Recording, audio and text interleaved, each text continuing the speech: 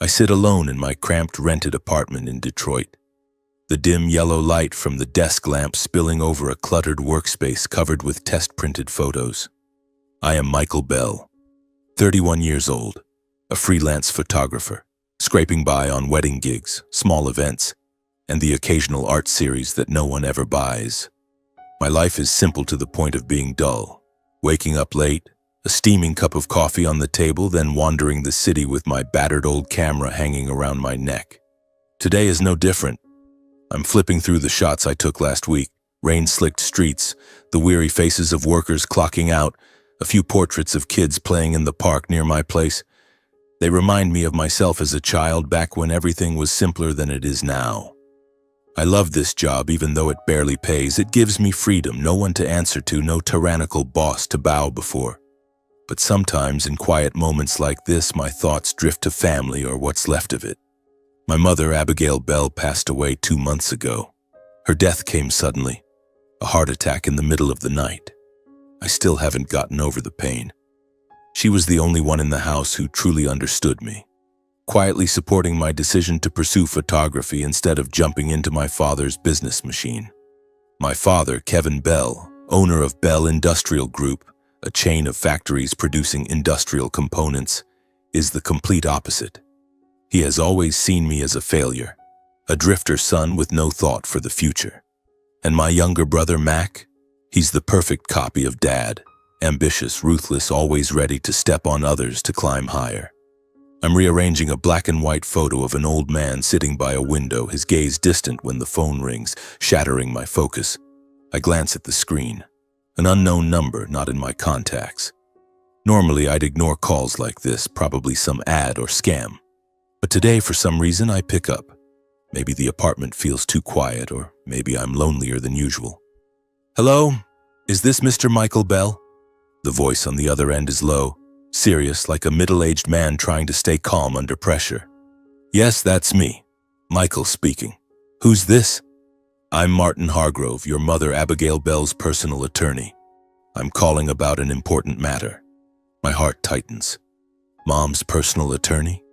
She never mentioned having one. She lived simply, saved every penny, worked as an accountant for Dad's company for decades. Why would she need a private lawyer? And why call me now 2 months after she's gone? My mother's personal attorney? What's this about? She's already passed away. I know, Michael. That's precisely why I'm calling. Mrs. Abigail left a will and I need you to come to my office for the official reading. That was her explicit request. I slump into the chair, gripping the phone tightly. Mom left a will? What could she possibly have to leave? The house belongs to Dad. The company is run entirely by him and Mac. She only had a few personal belongings and some modest savings accounts. I don't understand. Why me? What about my father and brother? Martin's voice grows firmer.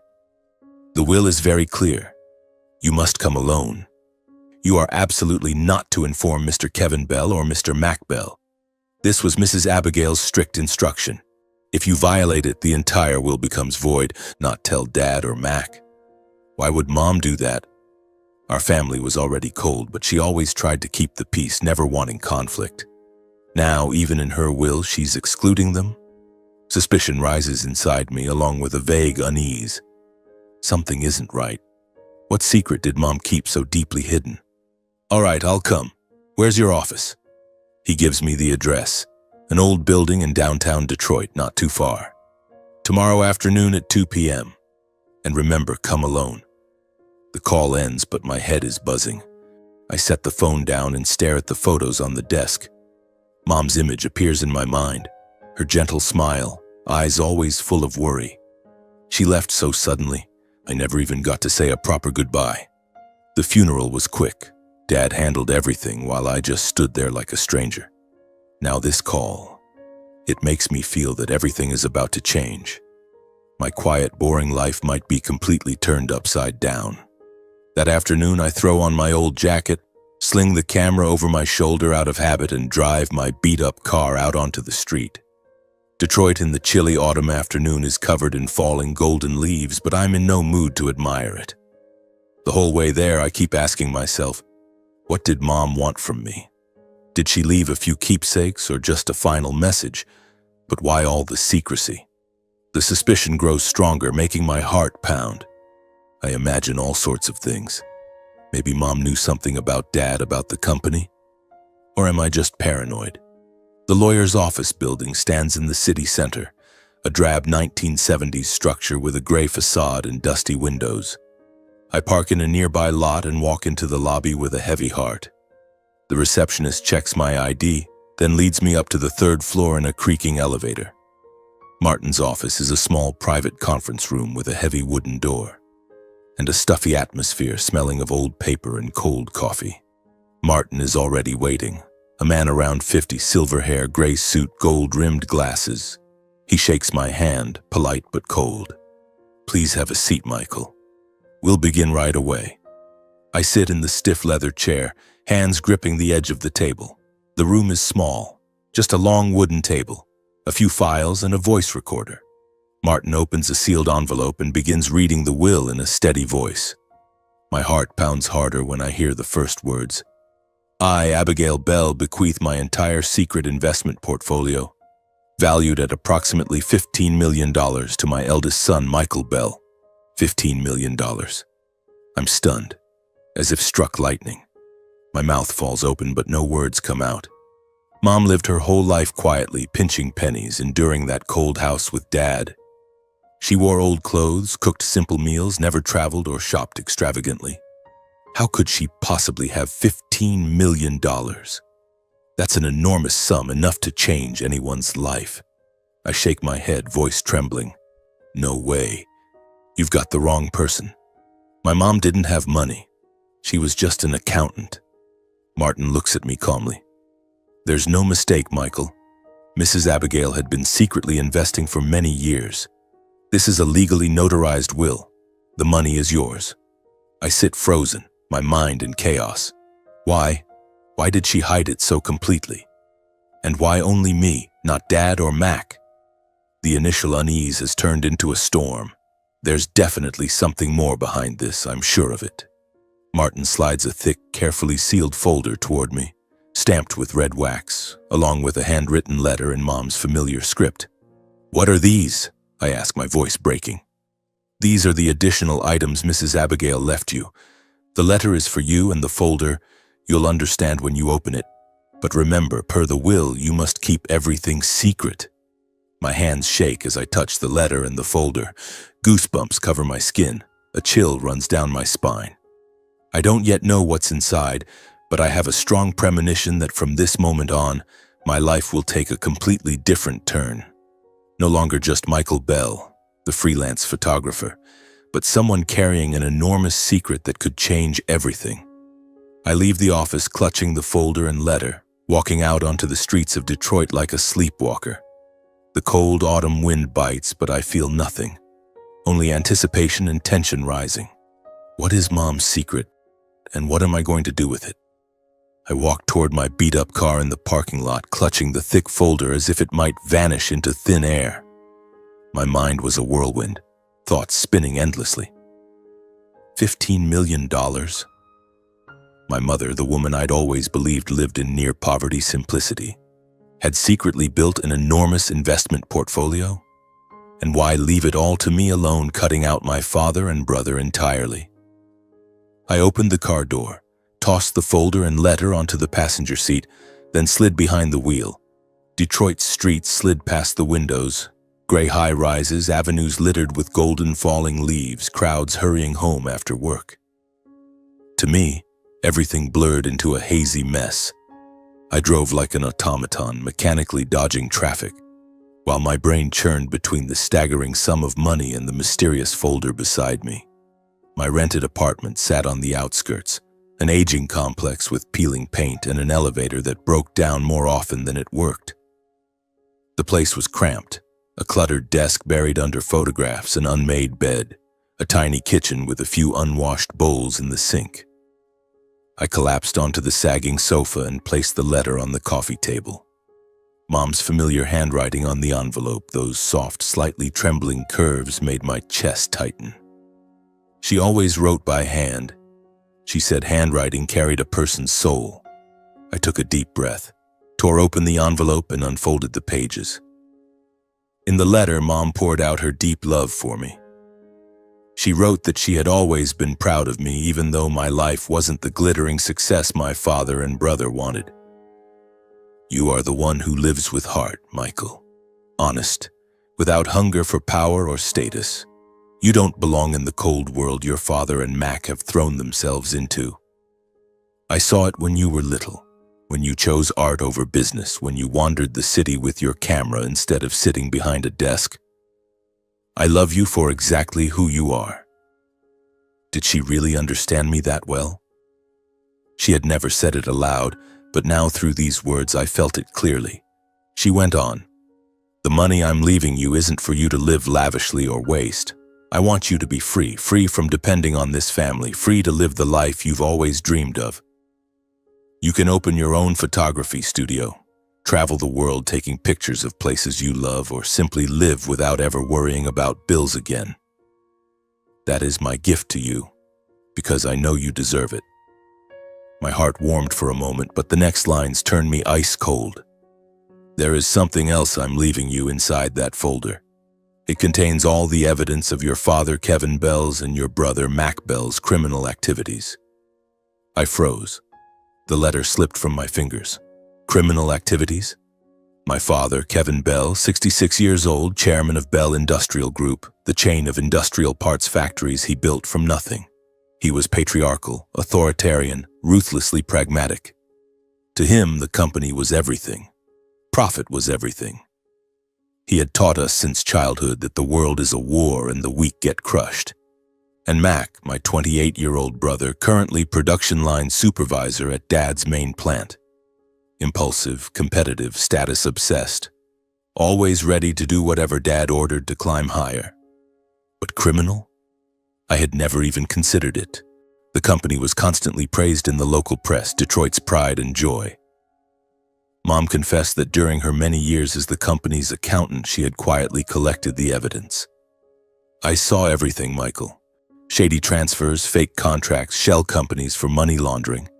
I didn't want to believe it, but the truth was right in front of me. I copied everything, kept it safe because I knew one day it might save someone. Why didn't she ever say anything? Tears rolled down my cheeks as I read. I didn't expose it while I was alive because I didn't want our family torn apart. I didn't want you and Mac to become enemies, to look at each other with hatred. And I was afraid, Michael. Afraid of consequences beyond my control. Prison, bankruptcy, or worse, violence from those involved. I chose silence to protect everyone. Now that she was gone, she was handing the decision to me. The choice is yours, Michael. Turn the evidence over to the authorities or bury it forever. I trust you to do what is right. I will love you always, Mom. I folded the letter, my heart aching. How had she lived all those years? Carrying this colossal secret alone, working beside my father every day, knowing exactly what he was doing. I looked at the still sealed folder. My hands shook as I broke the red wax and opened it. Inside were dozens of documents. Bank statements from Switzerland, fictitious contracts with phantom partners, lists of shell companies registered in the Cayman Islands, doctored tax reports with millions of dollars manipulated, forged supplier signatures. Everything was meticulously organized, annotated in Mom's handwriting. Dates, details, even USB drives with audio recordings attached. I sat paralyzed, flipping through page after page as if electrocuted. It was systematic, organized, spanning more than a decade.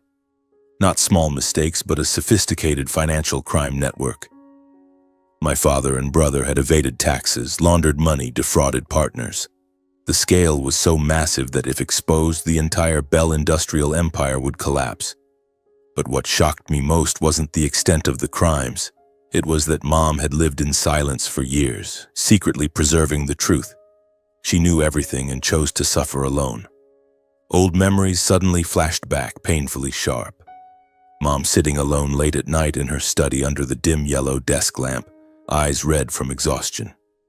I used to think she was just working late to help Dad. Now I understood. She was copying evidence, documenting things she could never speak of.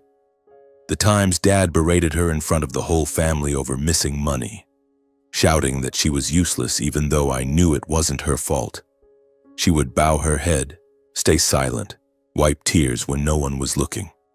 The times she was excluded from every business decision when Dad and Mac held their closed-door meetings, treating her like an outsider, and she never fought back. She swallowed it all for the sake of the family. I realized she had spent nearly her entire life enduring in order to protect a family she knew was rotting from the inside. She loved Dad, loved us, enough to live in a private hell. My tears fell onto one of her handwritten notes, blurring the ink. I cried not from anger, but from overwhelming pity. Pity for how lonely she had been, how much she had sacrificed. I felt no joy over the money or the power to destroy everything. $15 million now felt like a burden, not a gift. This secret could send my father and brother to prison, ruin everything. All I felt was crushing weight and suffocating sorrow. Before me lay justice, clear, irrefutable evidence. Behind me remained blood ties. My father, for all his tyranny, was still the man who gave me life. Mac, for all his ambition, was still my little brother. How could I betray them? I closed the folder, locked it in my desk drawer, then collapsed onto the bed and stared at the dark ceiling. That night I barely slept, thoughts raging like a storm. I pictured Dad in handcuffs, Mac begging and crying. In the exhausted haze between wakefulness and sleep, Mom's face appeared, smiling sadly, silently asking, "What will you choose, son? Justice or family?" I tossed and turned in torment, soaked in sweat. Dawn crept through the window and I made a temporary decision. I would not turn over the evidence, not yet. I still couldn't sever the bonds of father and son, of brothers, even though the first irreparable cracks had already formed inside me. For now, the secret would stay with me. But I knew it would never let me rest. The tension, the drama had only just begun. In the days that followed, I tried desperately to slip back into my old routine, pretending nothing had happened. Wake up, brew a thick black coffee, grab the camera and wander Detroit's streets, shooting rain-soaked pavements, the exhausted faces of working people, or the hidden corners of the city that only I found beautiful. Freelance photography went on as usual. A few small gigs, editing photos until the early hours, sending invoices by email. I tried to live as if I'd never received that call from Martin Hargrove, as if the folder full of criminal evidence was nothing more than a bad dream. But every night when I lay in bed, the secret rose up again and gnawed at me. I kept it locked tight in the drawer, yet inside my head it ticked like a time bomb, counting down, slow and relentless. I kept wondering, do Dad and Mac know anything? Or did Mom hide it too well? Every time the phone rang, I jumped, terrified someone had found out. My ordinary life had become a thin shell, and I was constantly holding back the feeling that I was standing on the edge of something enormous that could explode at any moment. Then, out of nowhere, an unexpected invitation arrived in the mail, thick creamy cardstock with gold lettering, inviting me to my father Kevin Bell's retirement gala. After decades at the helm of Bell Industrial Group, he was officially stepping down. The event would be a grand celebration, a farewell, and the public announcement of how power and assets would be divided. I didn't want to go. The distance between my father and me had grown too wide. He had never considered me part of the empire he built. Our rare phone calls were nothing but cold questions about my work, always ending with the same disappointed tone. Why don't you ever think about your future? And Mac would definitely be there, strutting around as usual. But after a sleepless night, I decided to attend.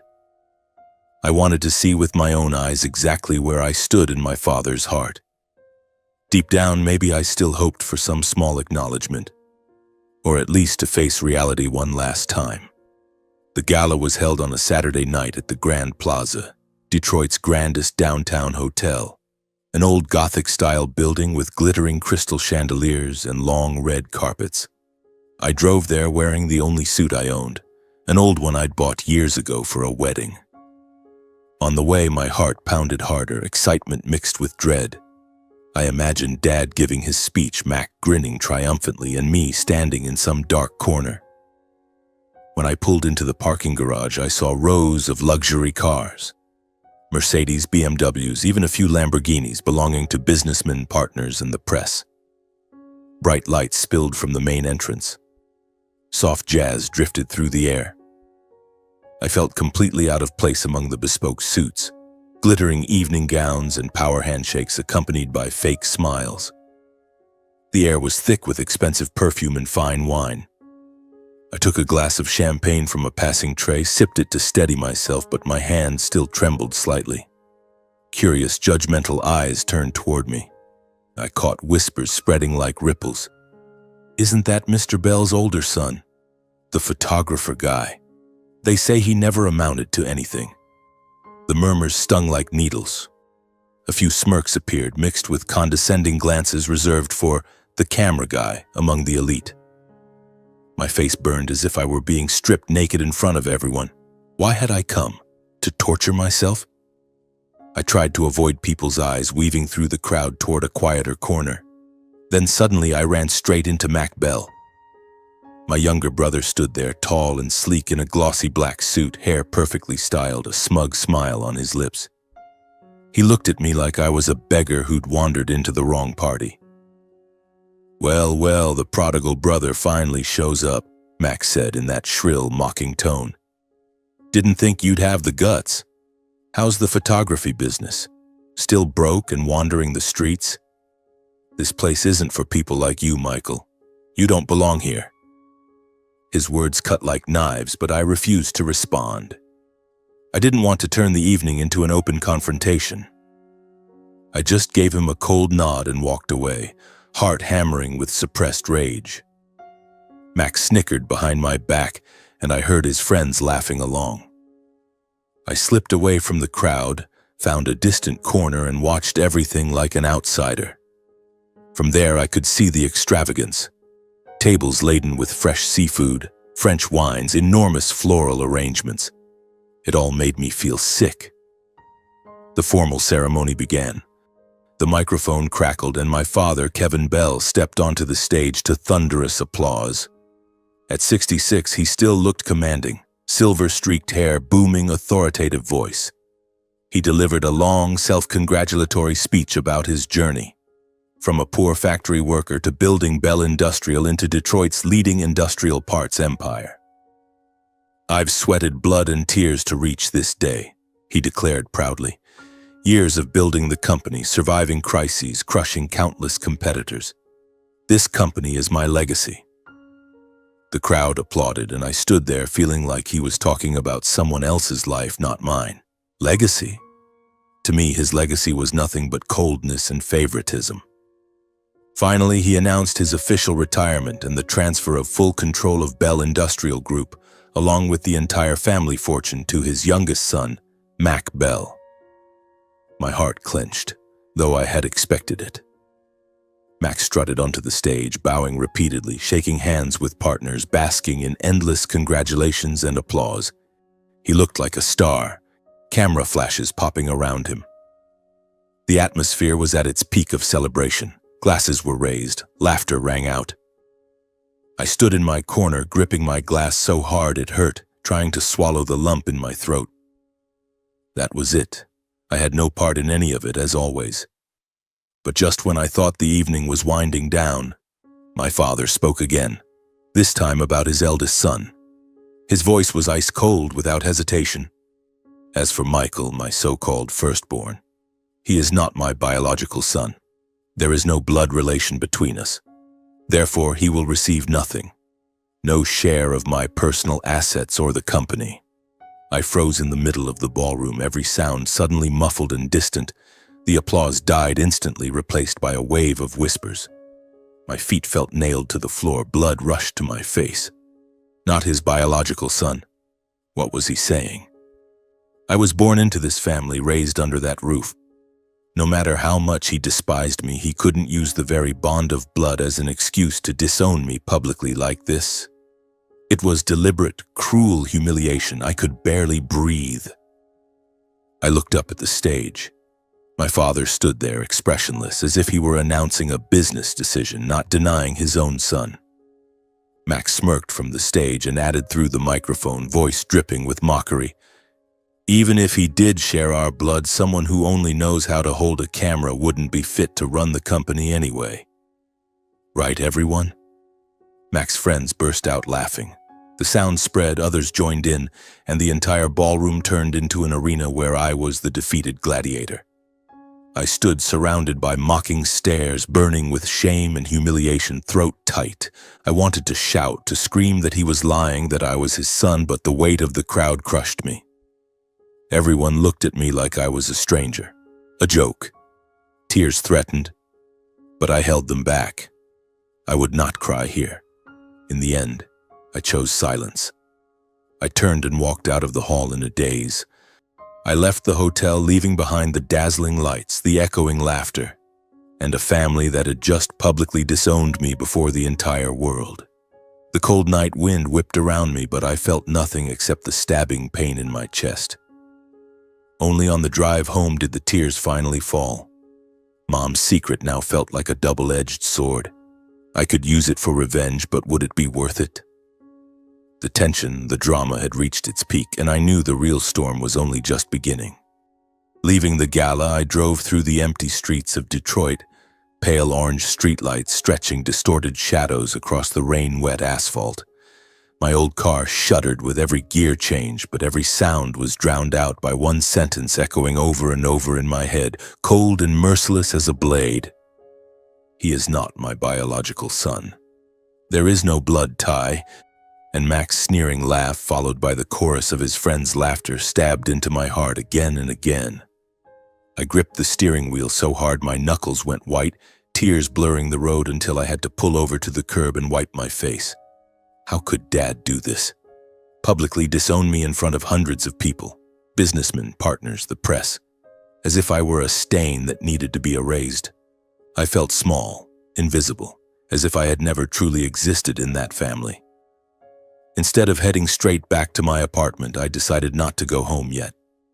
I needed air, needed the biting cold to cool the fire burning inside me. I turned the car away from downtown and drove toward the Detroit River, where the night wind carried the damp smell of water and the soft lapping of waves. I parked in an empty lot by the riverbank and stepped out. The late autumn wind blew hard, icy enough to cut through bone, slapping my face like punishment. I leaned against the rusted iron railing and stared out at the black water glinting under a crescent moon. Detroit at night was strangely quiet, only the distant rumble of trucks and the mournful horn of a ship from the port. I breathed deeply, trying to push away the images from the party, the blinding lights, the fake smiles, my father's icy declaration. The harder I tried to forget, the sharper they became. Not my biological son. Those words were a time bomb detonating slowly inside my skull. Was Dad lying? Or was there a secret I had never known? I had lived 31 years under that roof carrying the Bell name, and now he denied everything. I needed answers. I couldn't let it hang like this. After a long internal struggle, I made up my mind. I would go to the house right now and confront him. No waiting until morning, no letting the rage cool. I needed to face him no matter the outcome. I got back in the car, started the engine, and drove to the old family home in the suburbs, the place where I grew up yet now felt utterly foreign. The route was so familiar I drove on autopilot past quiet streets lined with trees shedding golden leaves. My heart pounded, tension rising. The house appeared ahead, a 2-story vintage mansion with a wide front lawn and a garage full of luxury cars. The living room lights were still on. They weren't asleep yet. I parked at the gate, took a deep breath, and walked in. The door was unlocked, as always. Dad was always arrogantly certain no one would dare touch his house. I pushed the door open.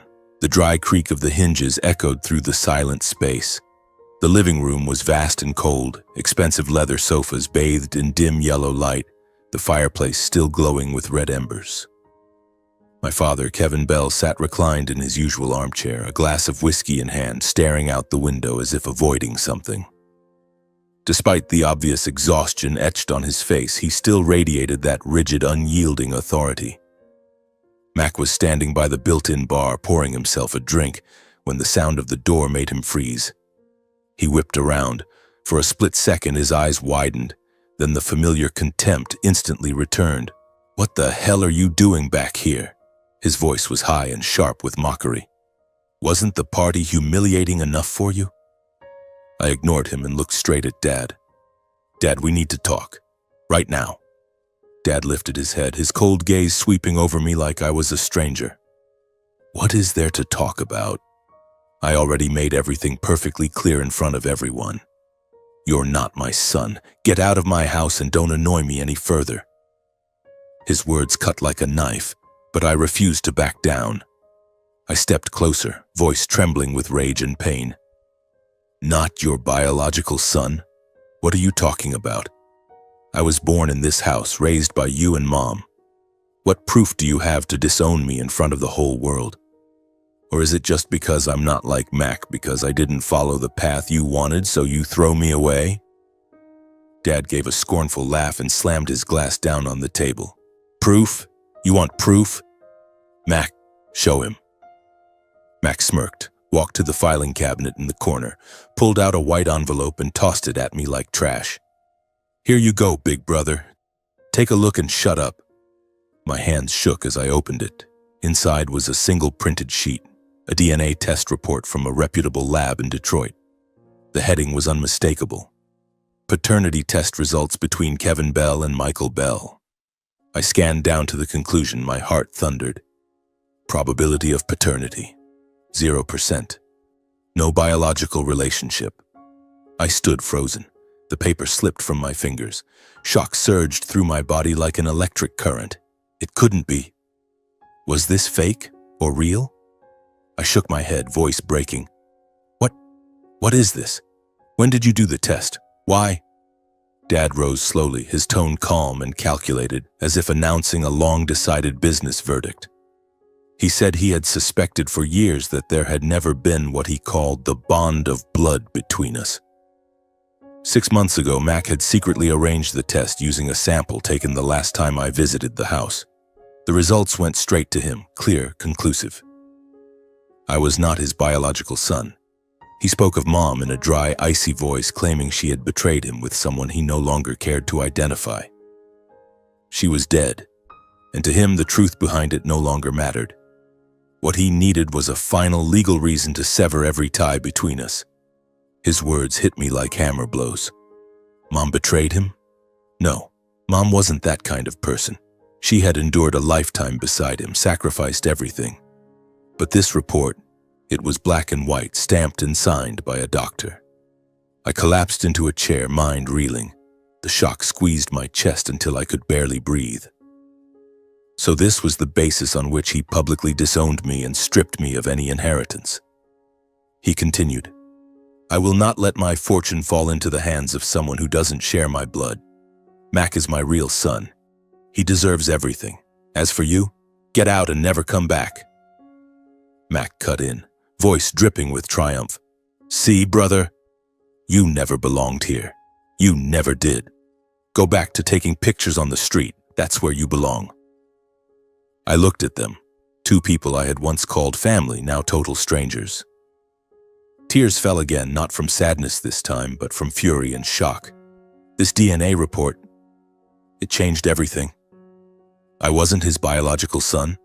Then who was I? What had Mom hidden from me? I picked up the paper, stuffed it into my pocket, and stood. "Fine. If that's what you want, I'll go. But you and your son will regret what you've done tonight." Dad waved me off and turned his back. "Just leave. Don't bother me again." I walked out of the house into the dark night, the cold wind whipping my face. On the drive back to my apartment, my head spun around that DNA report. The shock was still raw, but a new resolve was forming.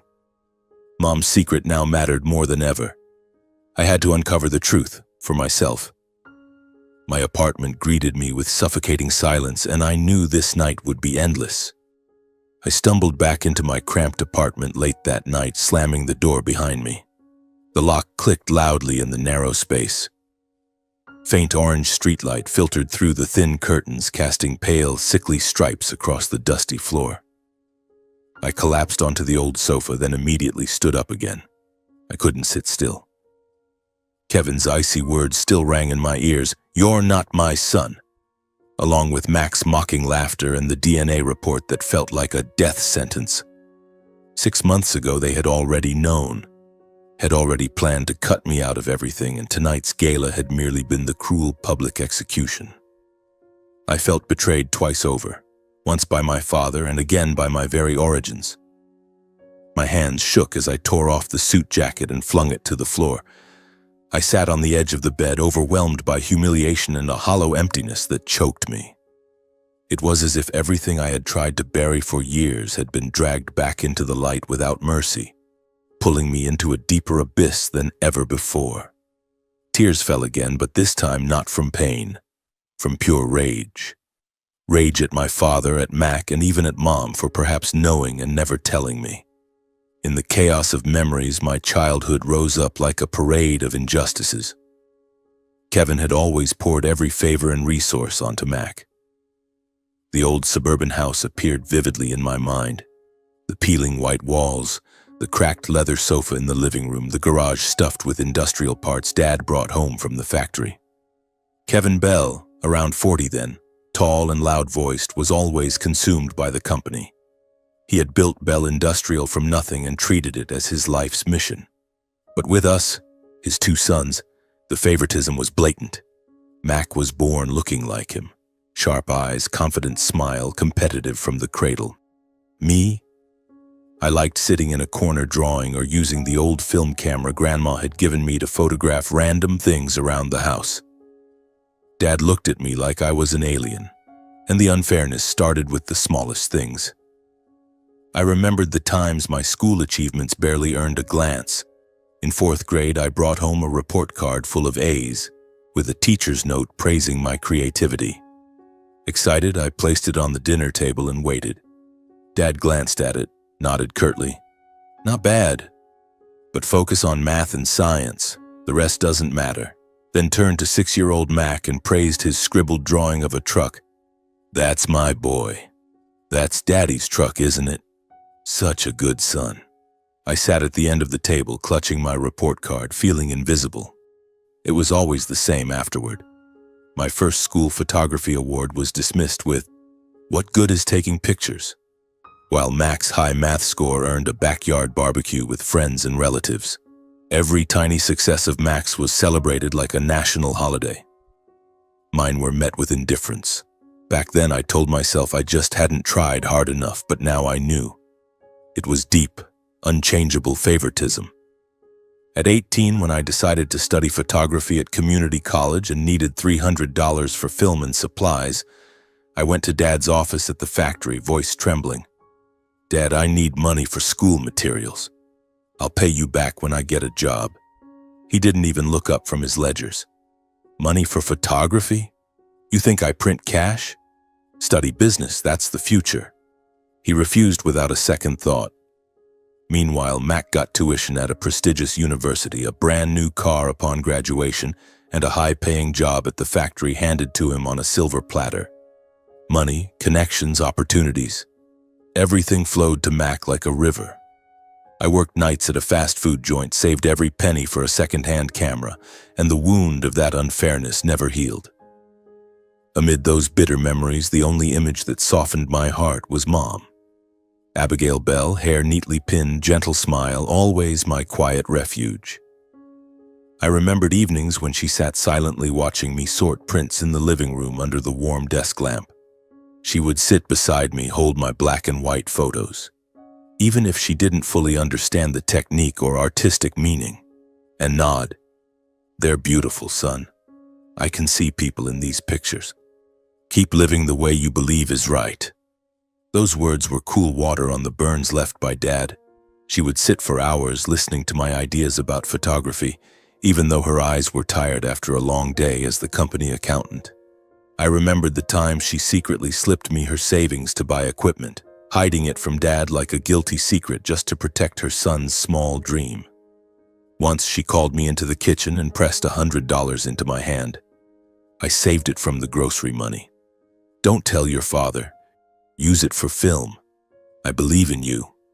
I hugged her, feeling the warmth from her thin body, knowing she was sacrificing part of her already simple life.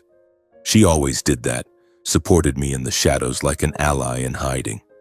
But I also realized that no matter how much she loved and shielded me, she never dared stand up to Dad directly.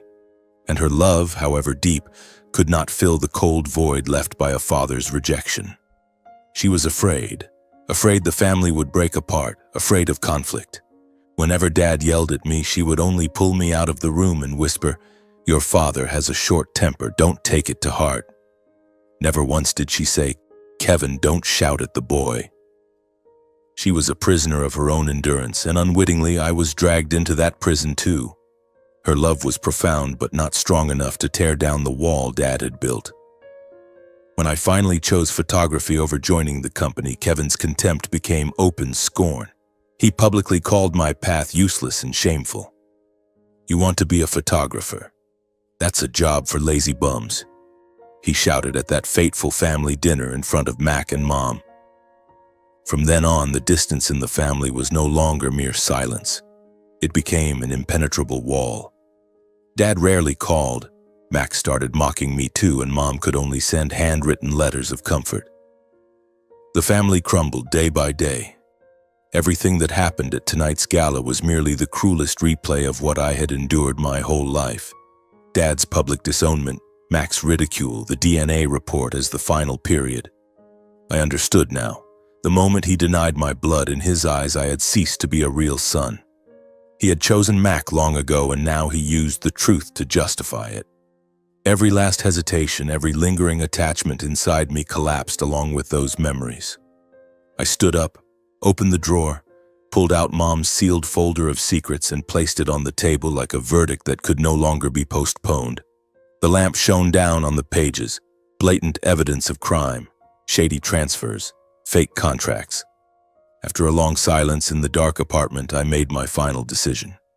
I would turn over every piece of evidence against Kevin Bell and Mac Bell to the police. Not for revenge, but to end a chain of crimes that had been hidden for years beneath the polished facade of a respectable family. Mom's secret had become a weapon, and I would use it to seek justice, for her and for myself. That night stretched on forever, but my resolve was clear. The storm was coming. As the first rays of sunlight slipped through the thin curtains, I got up, brewed a thick black coffee, but couldn't swallow a single sip. My hands trembled as I gathered Mom's folder and her handwritten letter into an old briefcase. This was it. No more delaying. I drove to the Detroit Police Headquarters, that grim gray building downtown. Surrounded by patrol cars and the tense atmosphere you only see in movies. My heart pounded as I walked into the lobby. The smell of stale coffee and old paper hit me hard. I asked to speak to a detective, my voice cracking.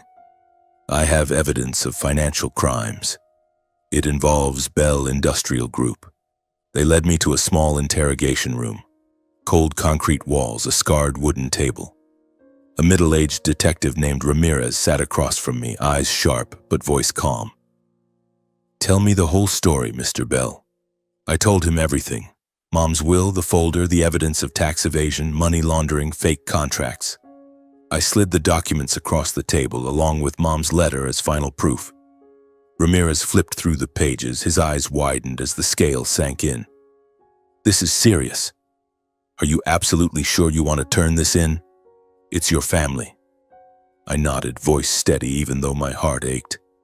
That family doesn't include me anymore. That very morning, I handed over the entire secret dossier and Mom's letter to the Detroit Police Department. My signature shook on the receipt form, a crooked scrawl that felt like the final full stop on everything I once knew as family. The case was immediately classified as major financial crime. They photocopied everything, sealed the originals, and forwarded the file to the Economic Crimes Unit and the prosecutor's office. Ramirez put a hand on my shoulder. "You did the right thing. But brace yourself, this is going to be huge." I left the station feeling a strange mix of relief and dread. On the drive home, I pictured Dad and Mac being summoned. Frantic phone calls, panicked faces. And it happened. Within hours, Kevin Bell and Mac Bell were urgently called in for questioning. Ramirez confirmed it later. Both had been brought in. That same evening, exhausted after a day of churning thoughts, I had just gotten back to my apartment when heavy, frantic knocking shook the door. My stomach tightened. Who could it be at this hour? I opened it. Kevin and Max stood there, faces twisted with rage and panic. Dad, usually impeccable in his suits, now wore a wrinkled shirt, eyes bloodshot. Max stood behind him, fists clenched, face pale. They barged in without waiting for an invitation and slammed the door shut. "What the hell have you done, you bastard?" Dad roared, his voice echoing through the tiny room, making the walls seem to shake. He unleashed a torrent of the vilest insults. Traitor, ingrate, destroyer of the family legacy. He jabbed a finger in my face. "I raised you, fed you, paid for your education, even though you never amounted to anything. And now you stab me in the back and hand evidence to the police? You ungrateful, treacherous piece of trash. You're destroying everything I built." His words cut deep, but I stood motionless.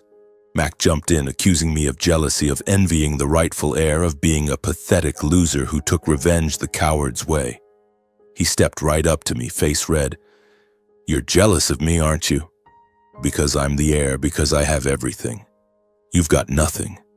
Just drifting around with that stupid camera. So you do this. Coward. Who the hell do you think you are? Some bastard with no blood tie demanding justice?" Dad cursed me with the heaviest words a father can use, declaring I had buried the entire Bell family alive. He paced the room, voice shrill. "You're burying me, burying Mac, burying the whole Bell legacy. I curse you, Michael. You will regret this." Their venom soaked into me like poison, but I stood silent before their fury, neither defending myself nor arguing, simply staring at them as if they were strangers.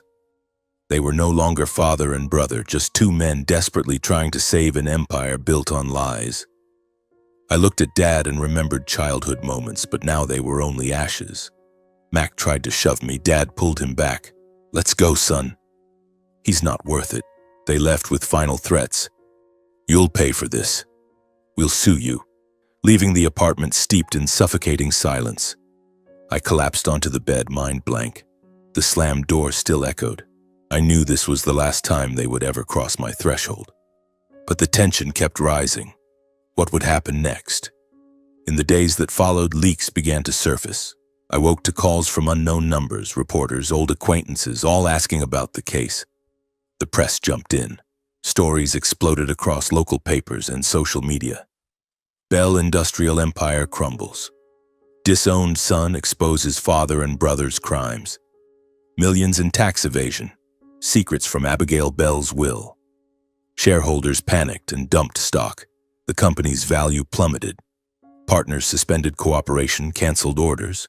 Clients terminated contracts en masse and demanded compensation. Factory workers quit in droves. Production lines ground to a halt. The once bustling plants now stood silent like graveyards. I pictured Dad in his office, phones ringing with disaster after disaster, and Mac running around trying to put out fires. The manufacturing empire Kevin Bell had been so proud of teetered on the brink of bankruptcy. Media swarmed the headquarters, cameras flashing. I avoided everyone, turned off my phone, and stayed holed up in my apartment. Then the real storm hit. After independent experts verified every piece of evidence, arrest warrants were issued. Kevin Bell and Mac Bell were taken into custody at company headquarters in full view of employees and the press. I heard it on the radio. Kevin Bell, 66, and his son Mac Bell, 28, led away in handcuffs before a stunned crowd. A scene that has shocked Detroit. I could picture it. Dad, once so commanding, now bowing his head in steel cuffs. Mac sobbing and pleading. My heart ached, but I knew this was the inevitable consequence. The trial lasted weeks. Endless interrogations, cross-examinations, and financial audits by independent agencies. I was called as a witness, standing in a packed courtroom under blinding lights and probing stares. Dad's defense lawyer twisted the knife. "You did this out of family resentment, didn't you?" I answered calmly. "I didn't do it out of hatred. I did it for justice. I didn't want these crimes buried forever." The confrontations were brutal. Dad and Mac sat in the dock, gaunt and hollow-eyed, staring at me with pure hatred. Forensic accountants laid out the evidence. Millions in evaded taxes, offshore accounts, forged signatures. Undeniable. Finally, faced with irrefutable proof, Kevin Bell was sentenced to 18 years in prison for large-scale tax evasion, money laundering, and falsifying financial records. Mac Bell received 9 years as an accomplice for concealing crimes and signing fraudulent contracts. The gavel fell. Scattered applause rose in the courtroom. Justice had prevailed. All assets tied to the crimes were frozen and placed under independent investigation. Factories, bank accounts, real estate, everything sealed. The Bell empire collapsed completely. In newspapers and on the evening news, I was portrayed as the son who courageously exposed his own family to reveal the dark underbelly of a corporate giant, a choice the public both admired and found heartbreaking. Headlines called me the reluctant hero, Michael Bell and the Bell industrial scandal. But all I felt was a cold, heavy emptiness, as if I had personally severed the last thread connecting me to a family. I sat alone, staring out the window, tears rolling down my cheeks. Dad and Mac were now prisoners. The company was gone. I had done the right thing, yet why did it hurt so much? Amid the public spotlight, I knew I was no hero. I was simply the one forced to speak the truth that Mom had carried alone her entire life. She had stayed silent to protect. I spoke to set it free. But the price was crushing. The suspense and drama have now given way to a deep, quiet sorrow. What will my life be from now on? After the trial finally ended, with the judge's gavel still echoing in my mind, I returned to my own life. The media frenzy died down. The tense courtroom confrontations were over. The court had spoken and the world seemed to forget about me. I went back to my cramped rented apartment on the outskirts of Detroit, locked the door, turned off my phone, and just tried to breathe. Life had become a vast silence, but not a peaceful one. It felt like the hollow void left after a storm where everything has been swept away and only debris remains. I handled the money Mom had left me, those secret $15 million, with extreme care. No extravagance, no luxury. I opened a small photography studio in a quiet neighborhood, about a 30-minute drive from downtown. It was a simple rented space with white walls, shelves full of photography books, and a corner for editing with my old computer. Most of the remaining money I invested conservatively in long-term, low-risk options, high-interest savings accounts, stable blue-chip stocks, and a few modest pieces of suburban real estate. No gambling, no ambition. I only wanted enough to live comfortably and to pursue my passion without ever worrying about the next bill. Work started slowly. Weddings, local events, personal art series for small exhibitions. Clients gradually came, drawn to the raw, emotional honesty of my photos. Tired workers' faces, rain-soaked Detroit streets, children grinning wide. The studio was no empire, but it was mine. And for the first time in my life, I felt I truly belonged somewhere. A year later, the business had stabilized. Income became steady, not wealthy, but enough for me to buy a small house on the outskirts of Detroit. A simple place with a green backyard and a garage big enough for my old car. I painted the walls myself, arranged the furniture, a desk by the window overlooking trees, shelves filled with old prints, and a tiny kitchen corner where I brew coffee every morning. Nothing lavish, nothing flashy, just a home that was truly mine. A place where I could wake up without the weight of rent or the ghosts of the past. I moved out of the apartment, taking only my camera and my memories of Mom. The house became my sanctuary, a refuge where I could shut out the outside world. Life flowed quietly, no parties, no extravagance. Mornings.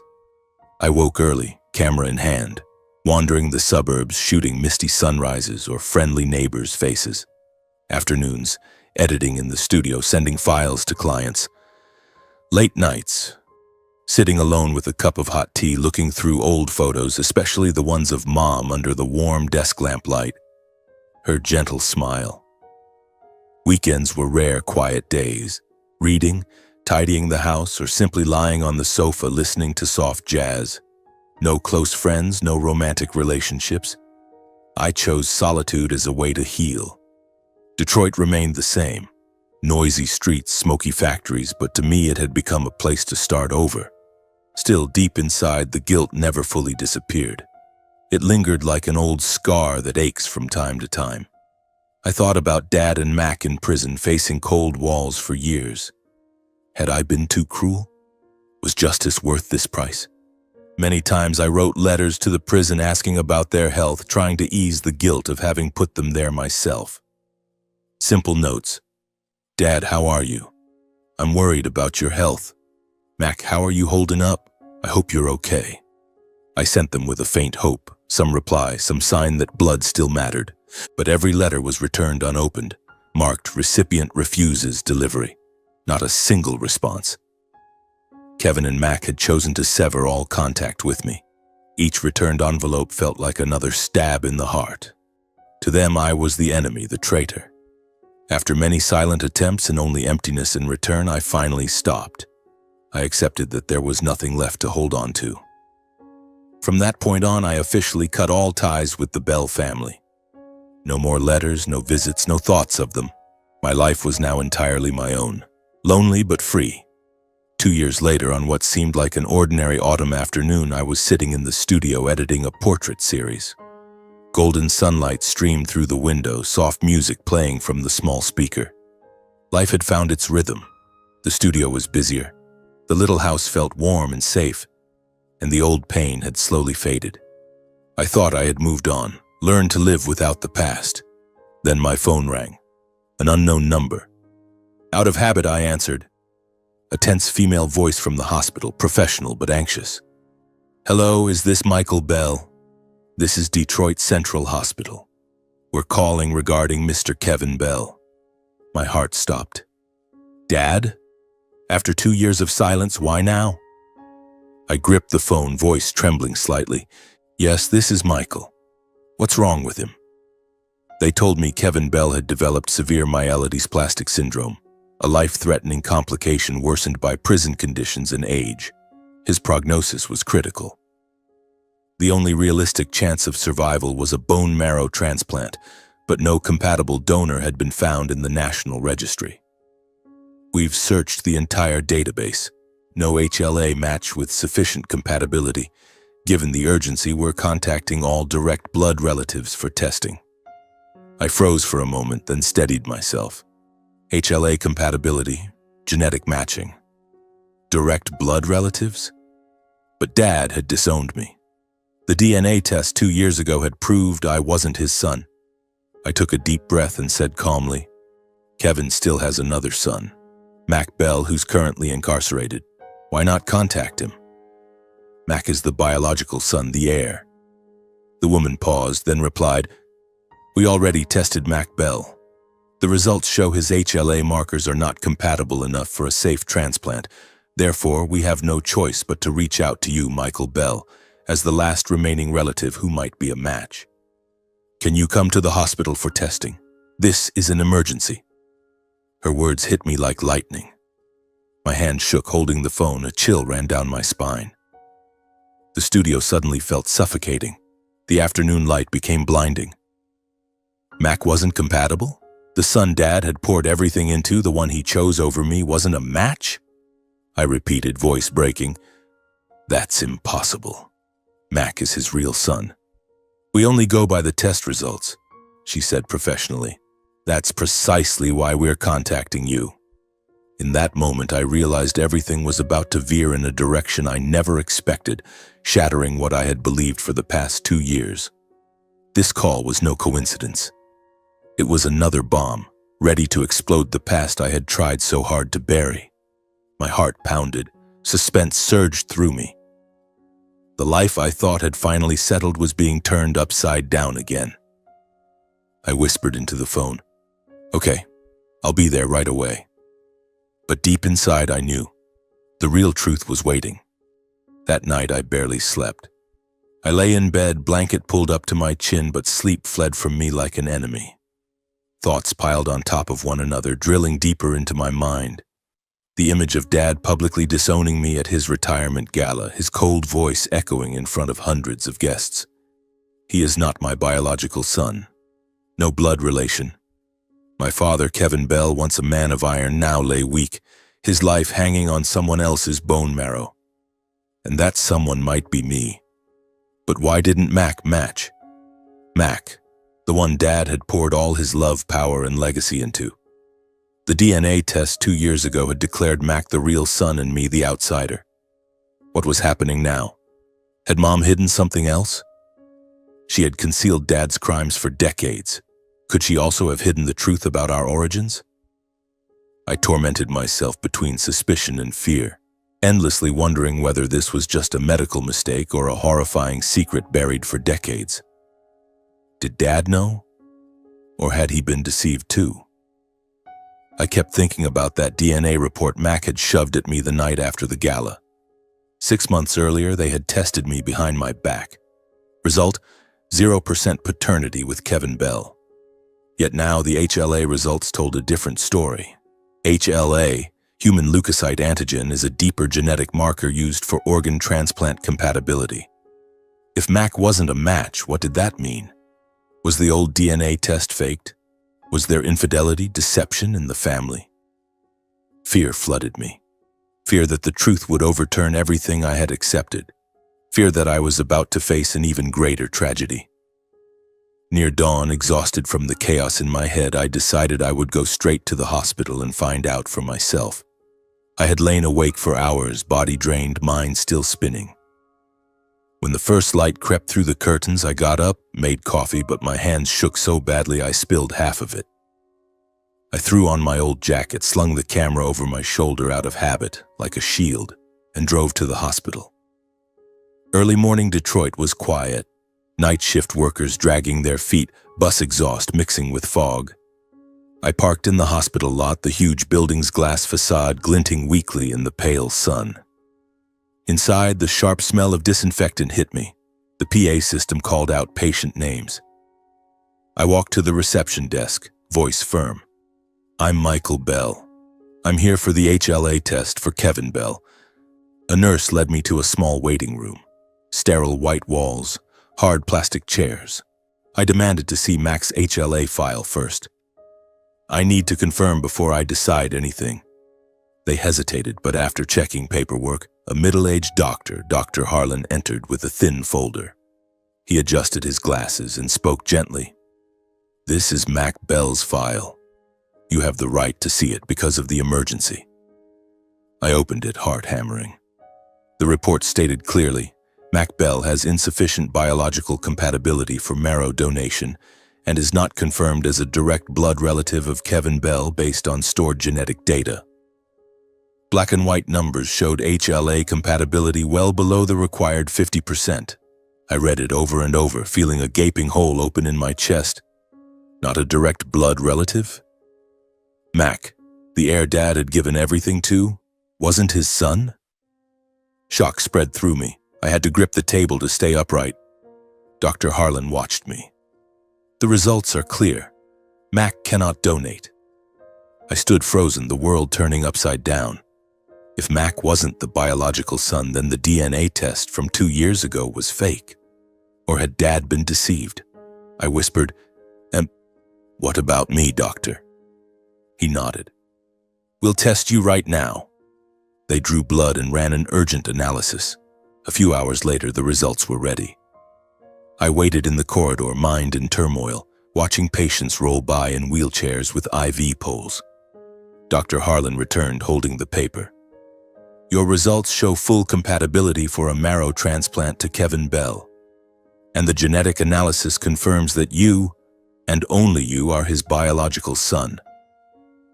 When the truth finally came out, I felt no comfort, only the bitter irony squeezing my heart. The son rejected his whole life was the one who carried his father's blood after all. I was the real son. Dad had used a fake test to get rid of me. Or had Mom hidden the truth about Mac? I stood there, the paper trembling in my hand, tears threatening. Dr. Harlan put a hand on my shoulder. You are his only hope, but the decision is yours. I nodded, but my mind was numb. I hadn't decided yet whether to donate. I left the hospital in silence, walked to the parking lot under the harsh afternoon sun, carrying questions that gnawed relentlessly. Why? Why could a father publicly disown his own flesh and blood only to face death and need that same son's life to survive? Did he know the truth? Or was it all Mac's scheme? I drove home, the highway blurring through tears, feeling my life flip upside down once again. I needed time to understand how a father could reject his real son, then stand at death's door needing that son's marrow. Back at my little house, I collapsed onto the sofa and stared at the darkening backyard. Memories flooded in. The retirement gala, Dad's denial, Mac's laughter. Now what? If I was the real son, then who was Mac? Whose child was he? Did Mom know? She had hidden Dad's financial crimes. Had she also hidden an affair? Or had Dad been the one who betrayed her? I sat there for hours, mind in chaos, neither eating nor drinking. That night I came home in a daze, letting past and present collide inside me, still unable to make a final choice. I lay in bed staring at the dark ceiling, thoughts spinning. Donating marrow meant saving the man who had abandoned me. Refusing meant letting him die, and carrying that guilt forever. After another night of torment, when dawn crept in again, I finally drove to the hospital and signed the consent form for the transplant.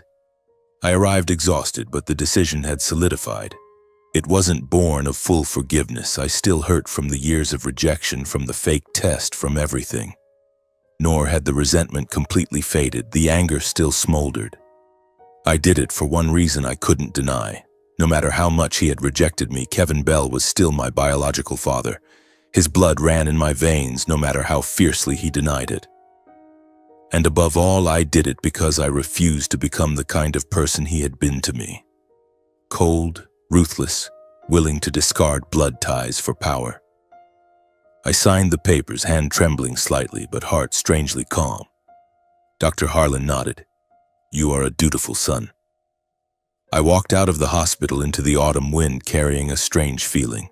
Not joy, not regret, just the next step in a life full of paradoxes. The suspense has now turned into waiting. How will the transplant go? And what is the full truth about Mac? My life has changed once again. The day before the official marrow transplant, I returned to the hospital to complete the final preoperative procedures. Early morning Detroit was still wrapped in fog. I drove through empty streets while the radio announced chilly weather. The hospital greeted me with the familiar sting of disinfectant and the echoing PA calling patients' names down long corridors. I met Dr. Harlan in the clinic. He reviewed my blood work again, took my blood pressure, and explained the procedure. "You'll be under local anesthesia. We'll extract marrow from the pelvic bone. It's not very painful, but you'll need rest afterward." I nodded and signed a few more forms, though my mind was elsewhere. Inside me surged a mixture of curiosity and dread. I wanted to see my father, to ask him the truth. Did he even know? Or did he still believe the lie he himself had created? Once the paperwork was done, I walked out into the corridor, intending to go home and rest. But as I passed the intensive care unit, my feet stopped on their own. The area was quiet. Glass-walled isolation rooms, steady beeping of monitors. I paused in front of the room Dr. Harlan had once casually mentioned, Kevin's room.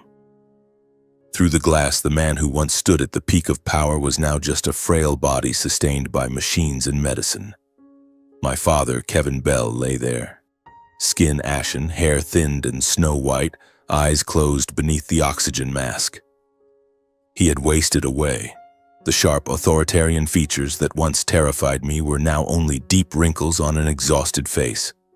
The heart monitor beeped steadily. IVs dripped rhythmically, and the room was heavy with the smell of medication. For the first time in my life, I saw my father completely helpless. No more powerful suits, no more commanding voice, no more contemptuous stares. Just a weak old man fighting death. My chest tightened, not with instant pity, but with a strange pain, as if I were looking at my own reflection in a shattered mirror. He had once been the father I desperately wanted recognition from, then the enemy I had to face. Now he was simply a human being about to leave this world. I hesitated, then tapped lightly on the glass. A passing nurse recognized me from the files and nodded. "You can visit briefly. 5 minutes only." She helped me into an isolation gown and mask, then opened the door. I stepped inside. The machine sounded louder, the cold air bit through my skin. I stood by the bed in heavy silence. Slowly, Kevin opened his eyes, clouded by drugs, but then he recognized me. His face changed, from exhaustion to confusion, bewilderment, and a fear I had never seen in him before. He tried to sit up, but his frail body barely moved. I gripped the bed rail, voice calm though my heart stormed. "I've come to finish the paperwork. I'm going to donate the marrow." He stared, eyes wide, as if he couldn't believe it. Then he whispered, voice trembling,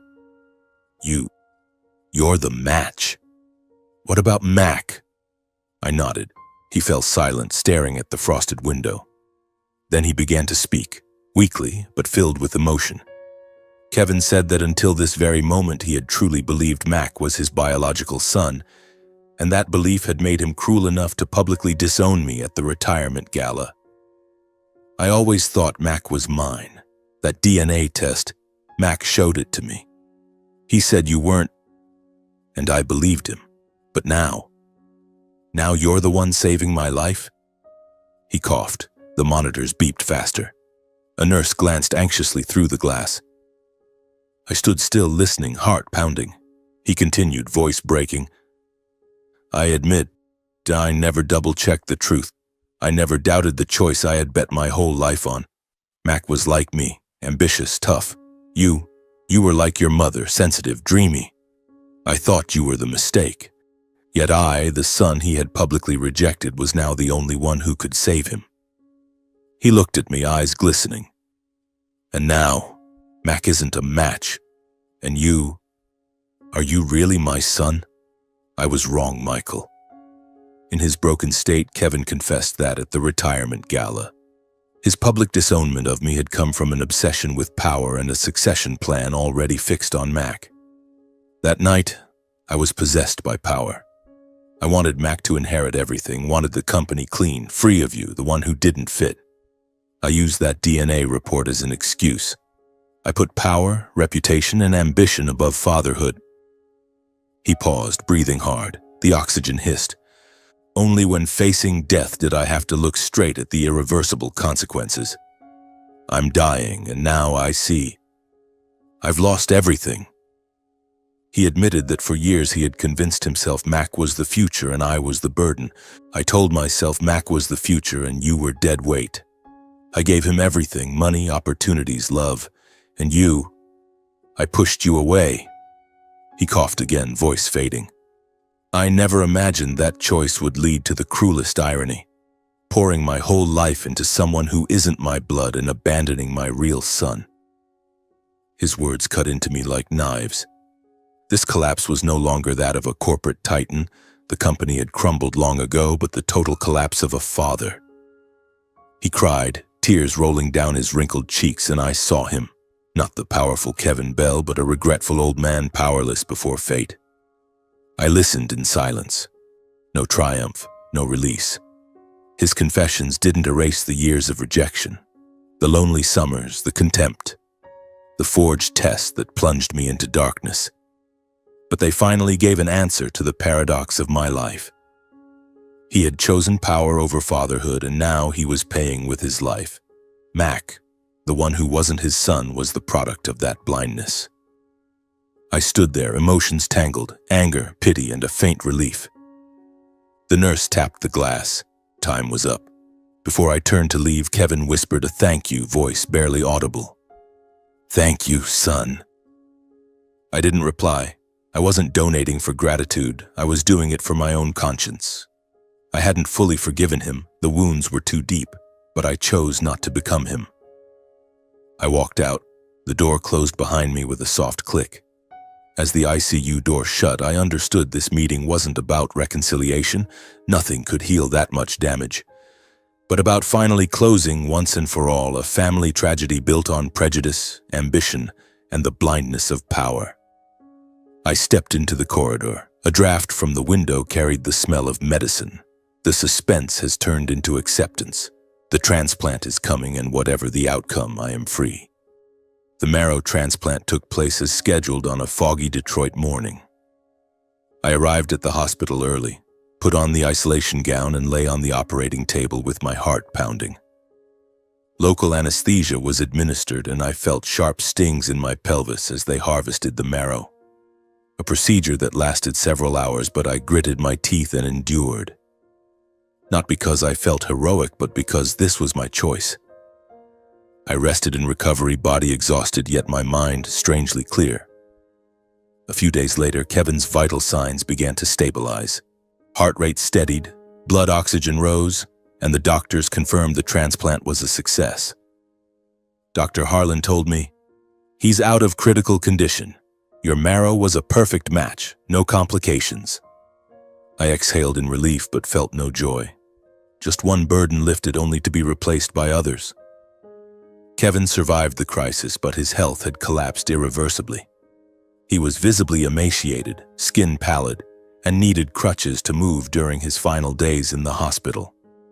I did not visit him again. There was no need after that last conversation.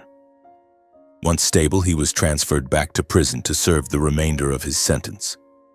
From a once mighty tycoon who ruled Bell Industrial Group with an iron fist and commanded Detroit's business world, he had become a frail, aging prisoner whose life now depended on the very son he had disowned. Every beat of his heart was sustained by my marrow, the blood he had once denied. Kevin Bell's life had entered a long phase of reckoning. No more power, no more prestige, only daily confrontation with regret.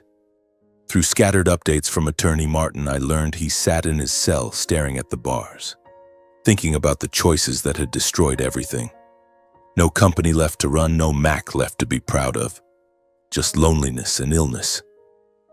I felt neither pity nor satisfaction.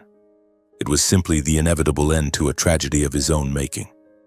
After recovering from the donation, weeks of fatigue and aching hips, I decided to visit Mac in prison one last time to put everything to rest.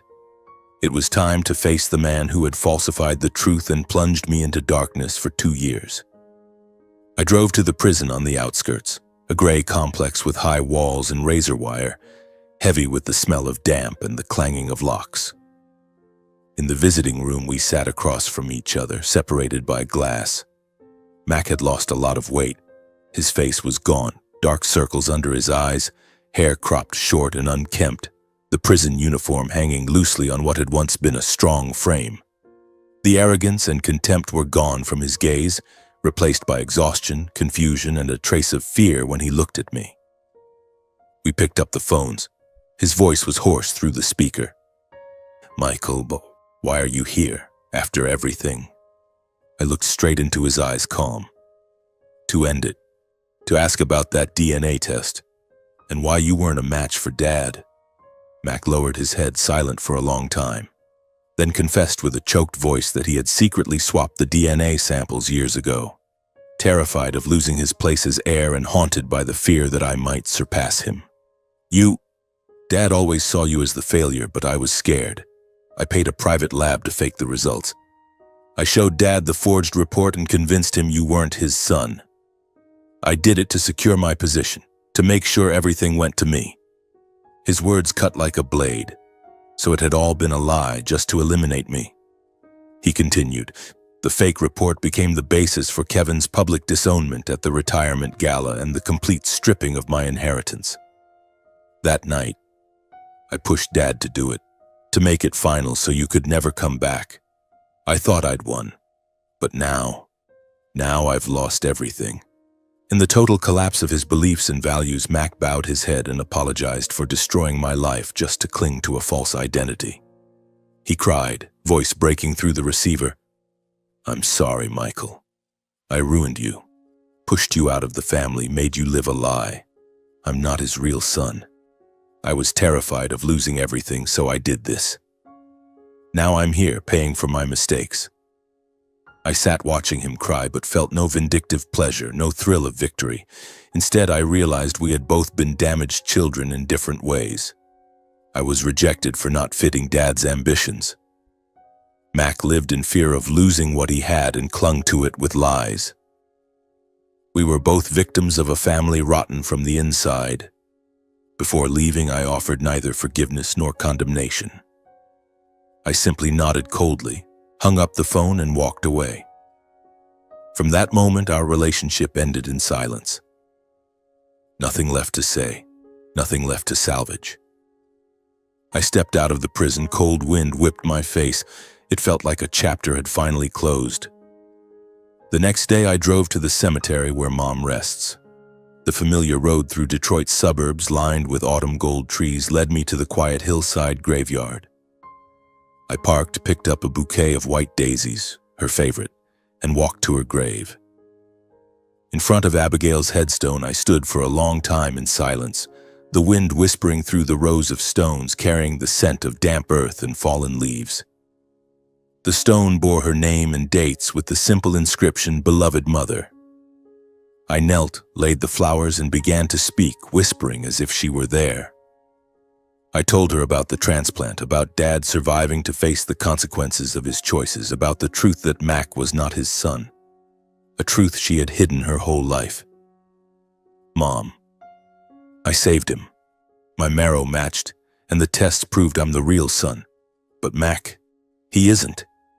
You knew, didn't you? You stayed silent to protect everyone, but why didn't you ever tell me?" My voice broke. Tears rolled down my cheeks. I sat there for hours telling her about the years since she left, the trial, the prison sentences, and now this final irony. I was grateful for her love and protection, yet for the first time I also faced the painful truth that her silence had helped prolong the tragedy. She had loved us so much she endured everything, hiding Dad's crimes, hiding Mac's origins, burying every secret to keep the family intact. But that silence had fed the lies, kept me in darkness, and driven Mac to deception. Two opposing feelings lived inside me at once. Deep compassion for a woman who spent her life in fear inside a cold house with a domineering husband, sacrificing everything for her children, and the ache of realizing I too had been a victim of the very secrets she chose to keep. If she had spoken sooner, perhaps everything would have been different. I cried, not from anger or blame, but from sorrow. There was no rage, no resentment left. What remained was a clear-eyed forgiveness, neither idealized nor illusory. I forgave her because she was my mother, the only person who had truly loved me, but I would never repeat her mistake. No more silence in the face of lies. Before leaving the cemetery, I stood, wiped my tears, and looked at her stone one last time. I understood. The Bell family had officially ended right here, between Mom's death and Dad's downfall. No more Bell Industrial, no more legacy of power, no more layers of secrets. The rest of my life no longer belongs to secrets, power, or hatred. It belongs to a different choice, to live openly and freely. I drove home with the windows down, autumn wind rushing in, carrying the first feeling of lightness I'd known in years. The suspense, the drama, it's over. Now it's time to truly live. After all the storms had passed, I returned to my simple life in the little house on the outskirts of Detroit. That house, with its green backyard and a garage just big enough for my old car, had truly become a refuge after the tempest. I tidied up the photography studio, rearranged the old prints on the shelves, and started over with small, steady jobs. Life slipped back into its familiar rhythm, waking early to brew strong black coffee, grabbing the camera and wandering the familiar streets, photographing ordinary faces, tired workers leaving their shifts, children playing in the autumn sun or the weathered corners of old factories I had known since childhood. The studio ran steadily. I never became fabulously wealthy, but I earned enough to live by my own skill and passion. Weddings, community events, art series for local galleries. The income wasn't lavish like the money Mom had left me, which I still invested cautiously, but it was honest, made with my own hands. Every sold print was a small joy, a reminder that I was living the life I had chosen, no longer bound by my father's legacy or the secrets of the past. A few years later, once the studio began turning a steady profit, I used part of it to set up a modest scholarship fund for children from difficult backgrounds, especially those who had been abandoned or lived in violent homes. The fund was small, enough to help only a handful of kids each year. Tuition, books, sometimes counseling sessions. I never put my name on it publicly and never sought media attention. No spotlight, no praise needed. I quietly kept it going as a way to give back the light I myself had once lacked. Every time I transferred money to a child whose parents had walked away, I thought of the little boy I once was, wandering the backyard with a camera, aching for a word of approval from his father. The fund became my way of healing, a silent promise that my tragedy would not be repeated in another life. During a community photography project, a series on struggling families in Detroit meant to raise awareness about domestic violence, I met Sophia. It was a drizzly afternoon at the local social services center. Sophia Bell, an ironic coincidence of surnames, nothing more, was a social worker with her hair tied back neatly and a warm, steady smile. She was a few years older than me, counseling a single mother with quiet empathy in her eyes. Two strangers connected by shared understanding and scars that had already begun to heal. I photographed her from a distance, not for publication but because of the genuine beauty in the way she listened. After the shoot, we talked. At first about the project, about the children who needed help. Then slowly personal stories slipped in. She spoke of a childhood marked by an alcoholic father and a mother who endured in silence. I shared fragments of my own journey, not everything, but enough for her to understand. No drama, no rush. We built something on quiet recognition rather than glamour or painful pasts. Coffee at small cafes, walks around the lake, long conversations about life. She never pressed about the trial or my father. She knew from the news but chose not to dig. Instead, we spoke of the future, of how wounds heal. We married not long after, a simple wedding, no media, no ostentatious guests. It was an autumn afternoon in the backyard of the little house, just a few close friends from the studio and the center. We exchanged rings beneath a blazing red maple, vows short and plain. Life with her was made of ordinary moments, cooking dinner together, watching old movies, planning the next round of scholarships. She brought patience and optimism where I lacked them. I gave her the calm she craved after exhausting days with traumatized children. When Oliver Bell, our first child, was born, I finally understood in the clearest way what it truly means to be a father. It was a spring morning in the local hospital when the nurse placed the tiny bundle in my arms. Oliver, pink, eyes squeezed shut, crying with all his might. I held him with a mixture of overwhelming joy and fear because no one understood better than I did how heavy the word family can be. Joy because this was my family, real, not built on power or secrets. Fear because I remembered my own father and every mistake he made. Favoritism, rejection, silence. Sophia lay beside me, exhausted but smiling. From then on, life revolved around the boy. Sleepless nights, changing diapers, mornings playing in the yard, the endless photographs I took. First smile, first steps. Oliver grew up surrounded by steady, equal love. No comparisons, no favoritism. I taught him photography. Sophia taught him kindness. Our family was small but solid, not an empire but a true home. Looking back on the whole journey, I realized this. Truth, no matter how brutal, is the only path to real freedom. I lived inside lies, disowned because of a forged test, carrying my mother's hidden secrets, and only when I spoke them aloud, only when I faced them, did I become free. Power can build empires, but it can also destroy a family. My father proved that. He built Bell Industrial on ambition and lost everything because of it. Silence in the face of wrong is never neutral. It is complicity that prolongs tragedy. My mother stayed silent, and the tragedy lasted her whole life and spilled onto us. I learned that courage is not only denouncing others' crimes, It is also daring to face the truth of your own family, of the very blood you come from. I did that. Faced the test, Mac's confession, my father's regret, and from that I changed. From my own tragedy, I chose to live more slowly, more kindly, more awake.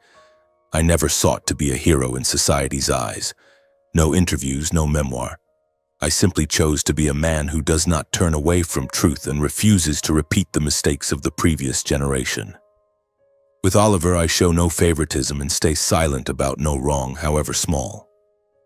With Sophia, I hide nothing. The studio still runs, the scholarship fund has quietly grown, now helping dozens of children each year. And life is made of ordinary moments. Taking my son to the park, photographing sunsets with my wife, or sitting alone reflecting on the past. The rest of my days will no longer be written in secrets and resentment. They will be written in quiet work, simple moments, and the freedom I had to trade nearly a lifetime to earn. I grow older, silver threading my hair, but my heart is light, no longer carrying the weight of the old Bell family. And that is the final message I keep for myself. We cannot choose where we are born, but we always have the right to choose how we live and how we walk out of the shadows of the past. I made my choice, and now watching Oliver grow, I know it was the right one. My story ends not in tragedy, but in peace.